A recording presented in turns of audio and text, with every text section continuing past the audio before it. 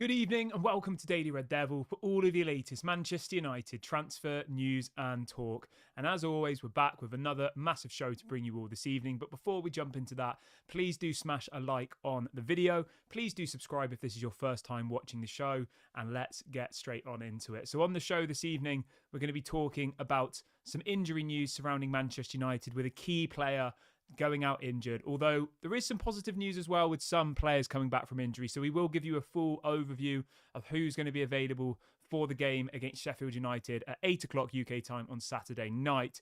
We're also going to be talking about a shock development in the Glazers' potential sale to Sir Jim Ratcliffe. We will be talking a bit about that. Someone's saying you're on mute. I'm not sure if I am. I mean, I can see the audio on my screen. Somebody else let me know if it's on mute. Somebody's either baited me here or I am actually on mute. Somebody let me know. Quick. I'll just have a look for myself. Hold on. Okay, I'm not on mute. I just got baited. Right, anyway, let's crack on with the rest of the show. So yeah, lots to get into. As always, please do get involved in the comment section. Get involved in the live chat. Let me know your thoughts on everything we discuss on today's show. And thank you, Tina Tracy, for telling me I'm on mute when I definitely wasn't. Thank you very much for that. Very much appreciated. You got me, so well done. Right, so let's start off with this story that's come out from the Financial Times this afternoon, talking about Sir Jim Ratcliffe and also talking about the agreement that Manchester United are apparently about to enter with Sir Jim Ratcliffe and the Glazers. Now, obviously, we spoke about this at length on the show over the last couple of days about how supposedly the Glazers were willing to give Sir Jim Ratcliffe control of the sporting side of the business. Now, a lot of people seemed still disappointed, but maybe a little bit more positive, didn't you? I think some of you were thinking, all right, well, if he's got the sporting side, maybe that could, move us forward as positively a little bit. Now, there's a story that's come out this afternoon saying that apparently Sir Jim Ratcliffe would be on the sporting board alongside Joel Glazer. This is coming out from the Financial Times. It says Sir Jim Ratcliffe's proposed stake for Manchester United would see Sir Dave Brailsford, who's obviously somebody who's worked with Sir Jim Ratcliffe for a very long time, and Joel Glazer sitting on a committee overseeing football matters. So this story that Sir Jim Ratcliffe was going to take 100% control of the footballing side has already been rubbished after 48 hours of the story coming out. And this is coming from the Financial Times, which, as we all know, is a very reliable source, obviously more of a business, banking, financial kind of platform. And they have said that the board would be made up of 2 people from the Glazers family and 2 people from Ineos. So it's the same as it was before. We've been thrown this false promise that Sir Jim Ratcliffe was going to come in and he was going to take over the sporting side and that the Glazers would have nothing to do with it and they just, make the money, which they've been good at. Already that's been rubbished, and it looks like the 3 people who 100% will be involved in the sporting side of Manchester United going forward, if Sir Jim Ratcliffe's bid is accepted, is Sir Jim Ratcliffe, Sir Dave Brailsford and Joel Glazer. That will be the committee that will form to control the football matters at Manchester United. Now, let me know. Somebody's saying your voice is low. Let's turn up the sound for you a little bit. I just got a new mic today, so let me know. Is that better? Let me know if the mic's sounding a little bit better now. I literally just got a new microphone today, so bear with me. It's a better microphone, so hopefully it sounds better. I've just turned the audio up a little bit. Let me know if it sounds okay. Yeah, I mean, to be honest with you, are we really surprised that this story's come out? I'm not. I think that it was, bound to happen, that literally within 48 hours of the initial story coming out, it's already been rubbished by the Financial Times. And for me, as Chris says in the chat, he's nothing but a puppet to me. He's a puppet. He's a facilitator for the Glazers. And I just don't really see how I can get over this. I know people will say, let's wait and see what he can do. But somebody coming in, buying a quarter of a football club, what can you really do? We thought that he was going to get given the footballing side of it. And within 48 hours, that's been completely rubbished. As Fred says in the chat, it's complete spin from the media, from Sir Jim Ratcliffe to try and win over us fans. And I've already spoken to a few Manchester United fans, right, who've already been saying, you know what, if he's doing the sporting side, I'm quite happy with that. I can, make do with that, no problem. We'll see where we go.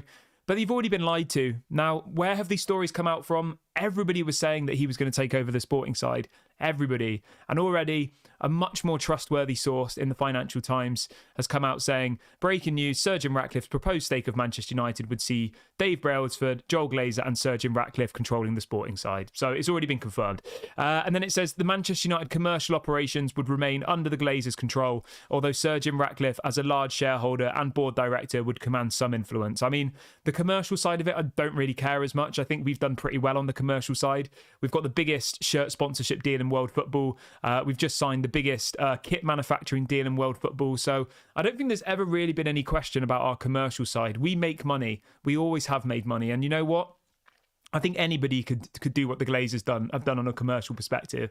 Manchester United do so well commercially because of you fans, you know, because of the area, you know, because of the 90s, because of those periods when we were so successful, we won loads of trophies and we completely expanded around the whole world. Our commercial success has nothing to do with the Glazers, in my opinion. It's all because of the work that was done in the 90s by, you know, that incredible team, by Sir Alex Ferguson winning the treble, winning all of these trophies. But yeah, that's my take on it. Everyone let me know how the microphone's sounding. Let me know if it sounds better than usual in the comment section. A new microphone I've just got today, much better one. Supposedly it's supposed to sound better. So please let me know if you guys think the microphone sounds better than it does usually. Let me know. Let's read out a couple of questions and comments. United 90 says Glazers out, full sale only. Yes. Somebody says Jim is not taking full control of the club. Why would anybody believe that? I know, and I think some people did fall for it. Some people who just read like a couple of bits of information just think, oh, somebody's told me that Sir Jim Ratcliffe's going to control the sporting side, you know? And it was pretty obvious from the beginning that he wasn't. Why would they hand that over to somebody who only owned a quarter of the club? And it just reminds me of this, right? If he doesn't even control the sporting side, then he can always just be outvoted by Joel Glazer. Joel Glazer owns such a large percentage of Manchester United, right? And he already can go to the other Glazer family. And I think he'll just get outvoted all the time. And I think that it's all good and well him being sat on the board. You're like, yes, he'll be the voice in the room, but it doesn't mean that it's going to make any difference because Joel Glazer's still going to be there. And we know that Joel Glazer still wants to be involved in Manchester United. Otherwise, he would have sold the club. We know that Joel Glazer likes to fuel his ego and likes to think that he's a great football owner. You know, even stories came out in the last couple of days saying that apparently the Glazers were upset with Sheikh Jassim because they didn't like how he said he was going to, you know, bring Manchester United back to their greatness, almost, you know, insulting the Glazers' reign. And they didn't like that whatsoever. Buon says it's better, but in stereo, and you're only in my right ear. Okay, cool. I'm not sure why that is. I'll have a look into that. That's strange. No idea why that is. Let me see if I can. Let me see if I. Does that sound better now? Let me know. I've just changed something on the microphone. Let me know if you can hear it in both ears now. So Prince Ramsey says, like I said 2 days ago, Sir Jim Ratcliffe is a joker in the Glazers deck. 100%, mate. 150%. 100%. What else we got? Chris says, Yusuf said that Yassim is still in the takeover process and the news speculating that he has left is fake. I don't know about that, mate. I don't know who Yusuf is. I'm not sure who that person is, but obviously if you want to send me a link to the article or put it in the chat, let me know what to search. I'm happy to read it out and I'm happy to check the legitimacy of that source. David says, but the Glazers don't understand the link between the football side and the commercial side. Success is in the sporting side leads to success in the other. I mean, it's so obvious, isn't it? It's so obvious that, you know, if you have a successful team on the pitch, that's then going to bring in more shirt sponsorship deals. It's only going to bring in more revenue and more money. Like, it doesn't make any sense to me. It's very, very confusing. All right, there we go. Let's try that. Right, I'm just messing about with the microphone a little bit because this is the first time I have ever used this new microphone. So, okay, somebody's saying it's still on the left. I'll try and fix it later on today. Right, let's read out a couple more of your comments really, really quickly. Somebody says Sir Jim Glazer is the long-last relative of the Glazers. I mean, I wouldn't be surprised the way he's moving. But anyway, let's move on with the rest of the show. I'll come back to that in a little bit from now. Let's talk about the injuries at Manchester United because we have been dealt another massive injury blow. Some of you might think this is a positive. I've seen a couple of people on Twitter saying that they're actually quite happy that this player is not going to be involved on Saturday, and I think that's a bit naive personally. But the breaking news is that Casemiro has remained in Brazil on the club's advice to recover as swiftly as possible from an injury he picked up while playing for his country. So Casemiro will not be available for the game against Sheffield United on Saturday. He won't even be in the country. Obviously, he got a bit of an injury, didn't he, in the national team. I think Casemiro is a big miss for me. I do, and I don't want people to watch the game on Saturday, right, and then think we don't need Casemiro anymore. Because realistically, I think Eriksen, Hannibal, and Donny van de Beek could play in that midfield against Sheffield United. Okay, no offense to Hannibal, I just put him in there because he's the most unexperienced. Let's say Scott McTominay, Christian Eriksen, and Donny van de Beek. I reckon you could play those three in a midfield three against Sheffield United, and you would still expect to win. So if we play on Saturday and we play really well and our midfield looks good, I think Casemiro against Sheffield United would look good as well. So I don't want it to be almost a bit of a false narrative that people then start to use against Casemiro, because he was our player of the season for me last year alongside Rashford. He was unbelievable. You know, him, Martinez and Rashford were really, really good last season, and they massively made, the top four and us winning that trophy. So I think it's a little bit disrespectful, some of the stuff I've seen on Twitter this afternoon saying, all sorts of things saying that he's not good enough and all the rest of it. Somebody keeps telling me that the sound is only in one ear. Yep, I'm going to sort that out later. As I said, it's a new microphone. I will work out what is wrong with it. And once I've worked it out, you'll be able to hear me in both ears. So I do not know why that is, but I will have a look into it and I will sort it for you. Do not worry. Let's see what else people are saying.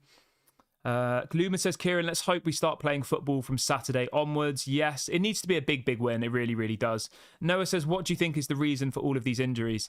I mean, the thing with Casemiro, like, he's 31 now. Yeah, he's 31. He'll be 32 in a couple of months. Like, he's quite old. He played a lot of football last season. I think he's just going to keep getting little injuries. I think it's to be expected. You know, when somebody reaches that type of age in their career, they're not going to be able to play 50, 60, 70 games a season. He's the captain for Brazil. He played pretty much every game for Manchester United last season, apart from the few when he was suspended. He played all of our, League Cup, FA Cup. He played so much football last season, as well as, obviously being in the World Cup for Brazil. I would imagine he probably played anywhere between 60 and 70 matches last season, which is crazy for someone of his age. And I do think that, alongside Varane, a couple of others, I think that there are going to be these types of players that as they start getting older and older, will start to pick up more injuries. Maybe that's just, that's just an opinion. But yeah, we'll have to wait and see. Now, let's move over to some positivity. We can confirm that Reguilon has trained today. Amrabat has trained today. Kobe Mainoo has trained today. Raphael Varane has trained today. You're probably thinking, I can't believe it. So 4 players who are out injured should be able to feature in the game against Sheffield United on Saturday. We should see Reguilon at left back. We should see Raphael Varane in that defence, probably alongside Maguire would be my expectation. We should then see, I imagine, a midfield three of Amrabat, Mason Mount and Bruno Fernandes, which I think will work really well. I'm really happy. I am. I think this is going to be the first time in what feels like a month or so where we'll actually have a proper defence. Obviously, the only person missing really will be Martinez. Obviously, Luke Shaw's out and Wan-Bissaka's out, but they're going to be out for like 3 or 4 months. So we've kind of just got to get on with it. But we will actually have a left back playing at left back. We will have our first choice centre back, Raphael Varane, back, and we will also have a midfield of Amrabat, Mason Mount and Bruno, which I'm quite excited to see. I'm expecting a big result against Sheffield United, to be honest. I really, really am. Everybody's just joined in the last couple of minutes. Please do smash a like on the video and please do subscribe, bottom right hand corner, to the channel. I'm gonna get a poll set up here because I want to get you guys' opinions on who the midfield should be in the game against Sheffield United. So let's get this up now. Midfield for Sheffield United. So we're going to go Mount, Casemiro, Bruno. And we're going to go Hannibal, You can only pick 3 options. So this is why I'm doing it like this.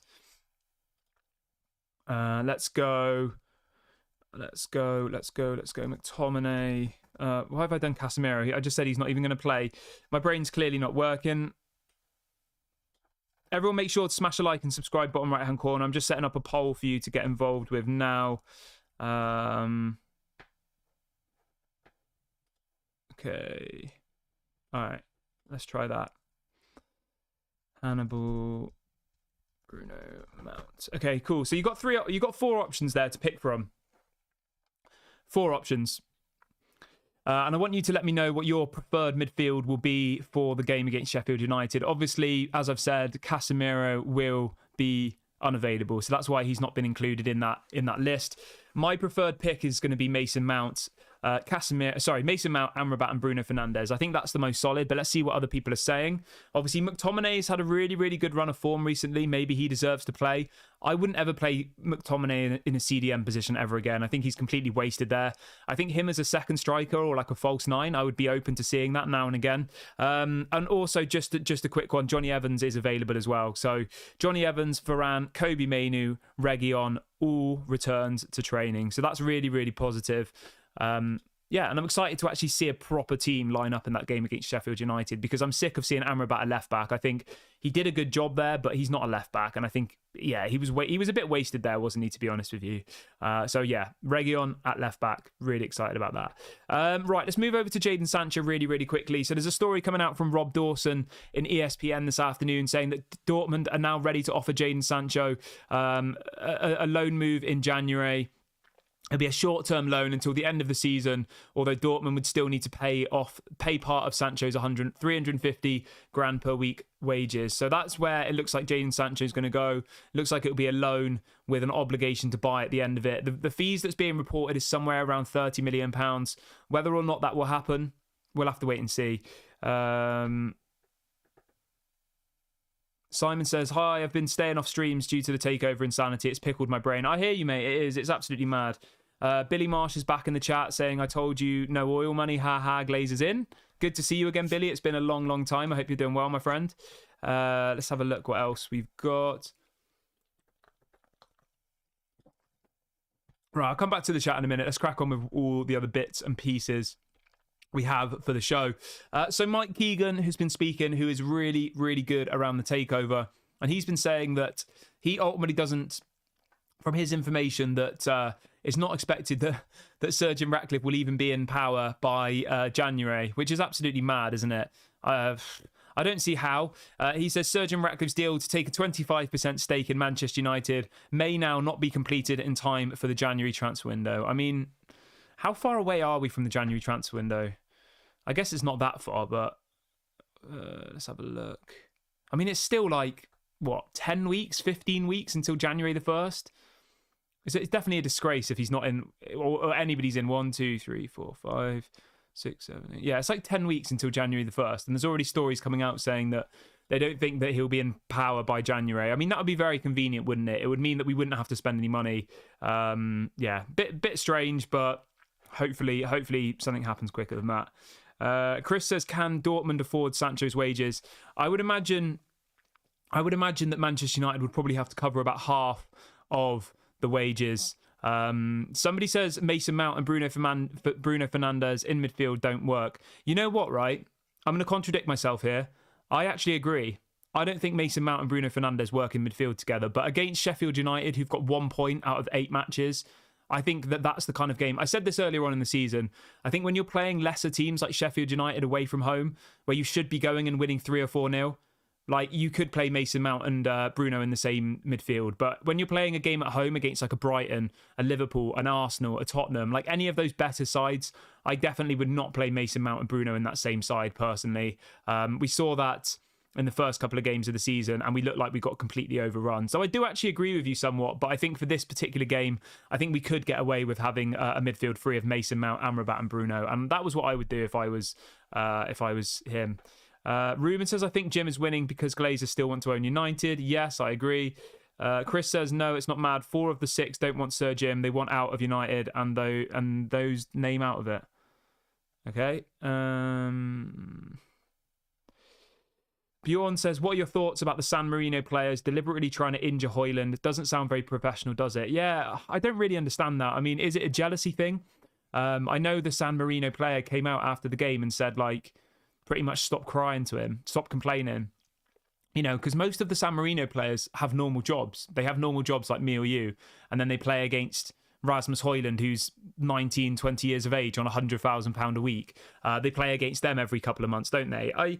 I'll say this, right? Like, I don't want to say it's pointless, because obviously fair play to them. Like, you know, that's pretty mad that you could potentially be working a normal job like me or you, and then every couple of months you're playing against, you know, Cristiano Ronaldo, Lionel Messi, you're playing against all these crazy players when you're pretty much like probably the equivalent of like a pub team, realistically.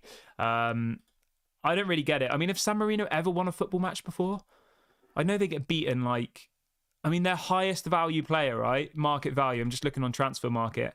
Their highest value player is worth £150,000. Sorry, euros. So about £100,000. I mean, that's absolutely mad, isn't it? Their highest value player is worth £100,000. When you think that we sold some youth players in the summer for like £1 million, that probably, like, it shows the level. I can't get my head around it. I think something does need to be done on those things, because if those players are actively going out to injure people, like, that's definitely not good, is it? Mila says, any news for the January transfer budget? Will we get Weghorst back? Apparently there's not any budget. That's what I was hearing earlier on today. Apparently there's not going to be any budget. There'll only be budget if they sell players. That's what's being reported this afternoon. If they sell players, they'll be able to bring in others, but otherwise, there won't be any budget. Answer says, if Ratcliffe takeover is completed, where is that money going? I think the money's going to go to the Glazers, apparently. Somebody says the sound quality is very bad. What's wrong with the sound quality? I've just literally bought a new microphone, which was about, well, it was expensive compared to the old microphone I had. The other one was literally like a pretty rubbish microphone off Amazon. So let me know what specifically is wrong with the audio, and I will do my best to fix it the next time. This is the first time I've ever used it. This is the microphone that most people use, the industry standard microphone, pretty much the best one you can get for streaming. So a little bit disappointed that it doesn't sound good. Let's read out a couple more questions quickly. Vinny says, I'm happy with Jim. I just want a new owner, and Jim is someone who would invest and not milk. Well, yeah, I mean, if he does that, then hopefully it'll be a good thing, won't it? But we'll have to wait and see what he does. Lumen says, Kieran, Sheffield United will play attacking football against us, and they know we aren't that strong. Yeah, of course they will. Manchester United is always the biggest game of the season for every single club. We know that. So it's going to be a difficult game. I think we're going to win 3-0. I'm pretty confident of it. And I would be absolutely shocked if we go and lose to Sheffield United. I would. If we go and get battered by Sheffield United, there will be definitely question marks from a lot of the fan base, won't there? But right, I'm going to wrap the video up here. I'm going to wrap the video up here, guys. Thank you so much to everyone who's joined me on the show this evening. I will be back live at 8:30 a.m. UK time, as always. Please do make sure to smash a like on the video as you leave. Please do subscribe, bottom right hand corner. This has been Daily Red Devil, and I'll speak to you all a little bit later.